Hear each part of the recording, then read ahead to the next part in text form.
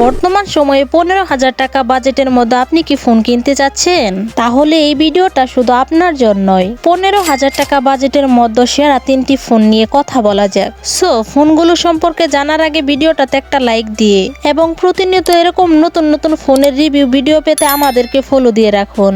আমাদের লিস্টে থাকা 3 নম্বর ফোনটি হচ্ছে টেকনো স্পার্ক 40। এই বাজেট হিসেবে ফোনটার ডিজাইনটা কিন্তু বেশ চমৎকার। 6.67 ইঞ্চির HD plus IPS LCD display, 120 হার্জের রিফ্রেশ রেট, প্রসেসর হিসেবে রয়েছে হেলিও G81। ব্যাটারির কথা বললে এখানে দেওয়া হয়েছে 5200 mAh এর battery with 45 watt fast charging support. তাছাড়াও কিন্তু ফোনটাতে IP64 রেটিং আছে। 2 নম্বর পজিশনে রয়েছে আইটেল S25।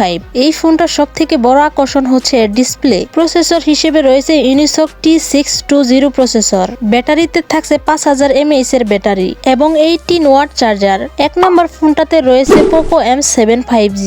ডিসপ্লেতে রয়েছে 6.88 ইঞ্চির এলসিডি ডিসপ্লে, 120 হার্জের রিফ্রেশ রেট। এই ফোনটার সব থেকে বড় হাইলাইটেড হলো এর প্রসেসর, স্ন্যাপড্রাগন 4 Gen 2 প্রসেসর। অন্যদিকে ফোনটার ব্যাটারিতে থাকছে 5160 mAh এর ব্যাটারি এবং 18 ওয়াট চার্জার। 15,000 টাকা বাজেটের মধ্যে এটা কিন্তু একটা দারুণ প্যাকেজ হতে পারে। সো এরকম ইনফরমেটিভ ভিডিও পেতে আমাদের চ্যানেলটা এখনই সাবস্ক্রাইব করে ফেলুন।